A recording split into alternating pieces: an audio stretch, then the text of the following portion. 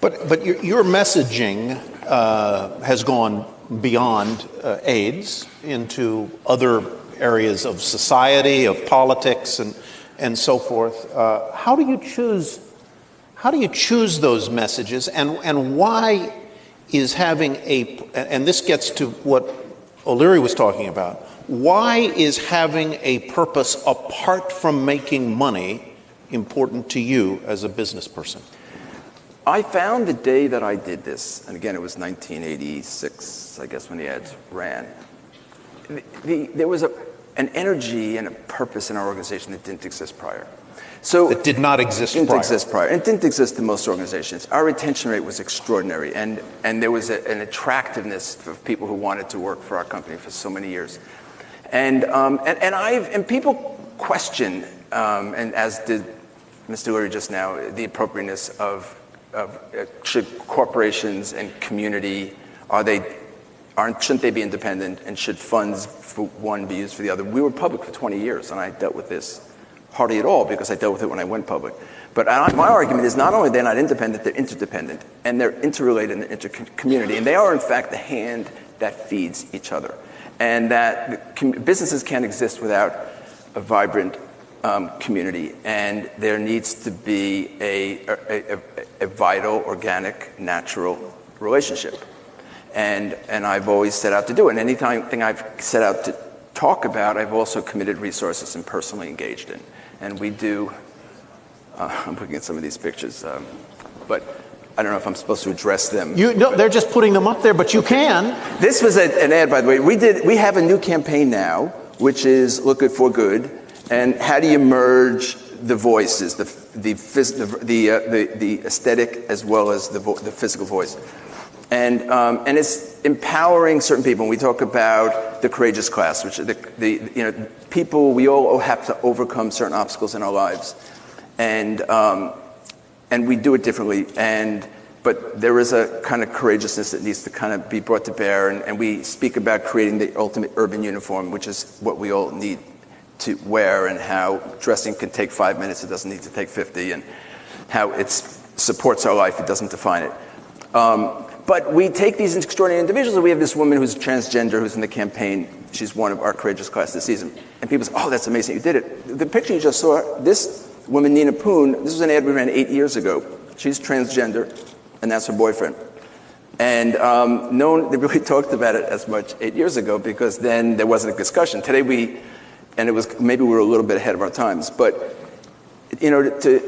to be able to embrace subjects that others wouldn't, and say things that maybe that others couldn't, is an extraordinary privilege that I've always I want to come back, since we're showing so many of these iconic advertisements. Have you ever done one that you later regretted, that you said, maybe we shouldn't have done that?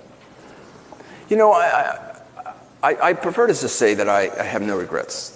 I have ads that probably, could I do it over again, I would not have run. But I think the brand is what it is because of a lot of the steps that we've taken along the way. And we've connected with people in interesting ways, and I've learned so much in that journey. Social media has changed the discourse profoundly.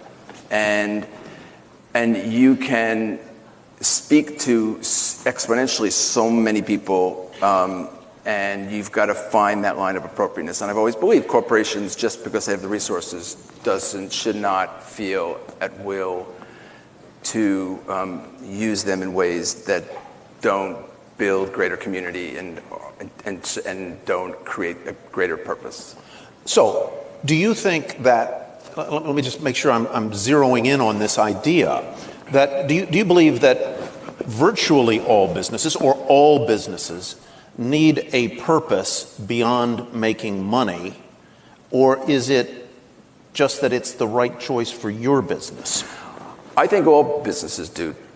I do. Why? And I think if there's a sense and a focus on that purpose, the money takes care of itself. The money will happen, and it'll happen in a more sustainable way and over a greater period of time.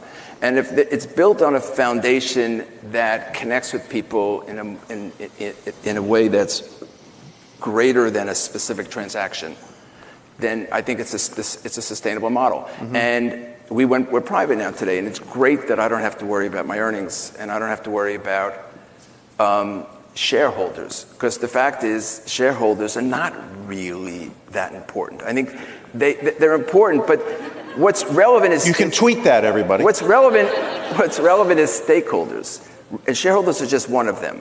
And it's consumers, it's associates, and it's investors, yes. But at the end of the day, it needs to be something over a period of time, and or else nobody wins. And it's a whole lot of investment that is never really realized otherwise. Would Kevin O'Leary have hired you? And if he'd hired you, would he have fired you? Absolutely. And I also would not fire my mother. And I couldn't, and I wouldn't. She'd never let me forgive it. And I don't fire people easily. And I take this stuff very personally. So I absolutely would never be hired by Kevin.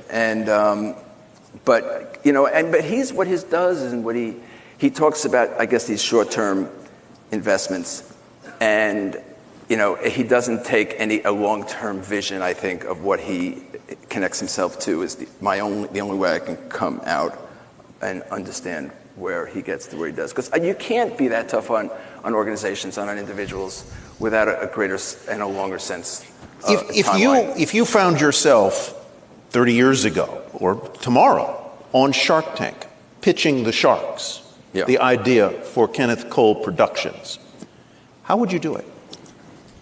And he said the first 90 seconds, maybe the first 60, he knows whether he's in or out. Those are the important things. How would you craft that message in that moment? I'm not sure the Shark Tank model is a healthy model for most businesses, frankly. And you want to get on TV, you want to get your product out there quickly, it's probably a good place to do it. But you're not building anything of substance if you do it the way Kevin speaks to. And I don't believe it's sustainable over periods of time. And I do think you have to build a culture within the organization, within your team of individuals. And you do need to empower them. I agree with him on that. And I also agree with him that women are very effective managers. So, for the record. But I don't believe in his points of view in regard to how to run an organization, and I guess I have a long. What specifically do you have a problem with? I can't think of a lot that I agree with that he said, frankly. He's going to pull out the notes now. I think I made some notes actually. He says you can't make friends and money. I don't agree. You can't make. I made so many friends in this journey, in this process. So, and they're good friends, or they're business friends, or acquaintances. Call them what you want. He says, you can't. It's only about shareholders. I think it's only about stakeholders, but maybe that's a nuance. I also think, and he doesn't believe businesses can get involved in social initiatives. I think today that. It used to be ultimately about the destination. Make a lot of money. When I was younger, in my career, my journey, I knew and I thought one day I'm going to make a lot of money, hopefully, and then one day I can give it away and I can help other people and empower other people at different points of their journeys. And I came to realize that if I can get involved, if I can make the journey empowering, it's not the destination anymore. If I can make what I do every day connecting with people and organizations, the ultimate destination becomes so much more rewarding. And it's rewarding most spiritually, socially, as well as financially. And today, social enterprises can make money, and they can make a lot of money, and many of them do. And it's encouraged, and it's supported, and I think some of the best business models today have a social agenda. Let's bring up the house lights and ask you to come forward, bring forward your huddled masses and so forth to the microphones, and we'll get some questions in. I have a couple of thoughts here. Do you think everybody's focus today, whether it's financial services or whether it's media or whether it's fashion and retail, it seems, is on the millennials? Are the millennial generation more accepting of the idea, or do they insist that their business have a purpose associated with it? I think it's it's a cost of entry. And I think it's an assumption that everybody just accepts that everybody today does something that's socially appropriate and responsible. And either you do it in the relationship, in the way you transact, or you do it in the way you run your business. But one way or another, it needs to be embedded in some way in the business model. And I think that that people just accept that. I don't get credit anymore for doing it, even though I believe I did it before anybody. And because today it's not about doing it. Today there needs to be a transparency. There needs to be an accountability for what you do, and it needs to be messaged in a way that is credible, that is and that is sustainable. What gives you more satisfaction? Seeing someone wear clothing that you've designed and marketed, or the thought that you've made them think? Well, obviously, if they're wearing my clothes, they're not. It's not a binary choice. They had really to think of what they were going to wear that morning, so it was part of both processes. So I love that. I love being part of people's individual form of self-expression, and there are certain points in their lives where it's really meaningful to them, and to the degree I can play a role, then that's a gift. And I love that I get a chance every day to do this. Are you happier now that you are a private company again, that your company is private, as opposed to when it was public? In 5 words or less, yes. You grew up wanting to be the shortstop of the New York Mets. I failed. So you are... No regrets. You are Although I would have been very helpful last suffering. week. You know suffering then, if you wanted to grow up and you're a Mets fan. It's been a painful journey, yes. It's been a painful journey. Do entrepreneurs have to get comfortable with suffering? No, I think you just have to be maybe delusional in some ways. You just have to be really focused on what you're going to know you're going to encounter obstacles along the way and deal with them when you do. And an entrepreneur to me it's almost counterintuitive. People come out of business school and they're almost taught not to be entrepreneurs.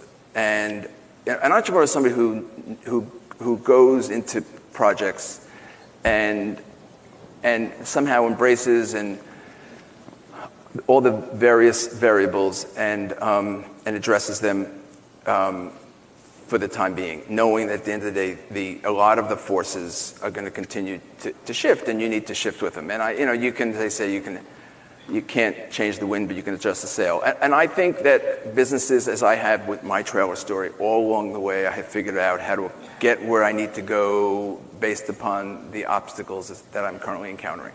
Go to you, please. You could have taken the easy way with your business, but you took the unknown way, and that's why you are where you are today. So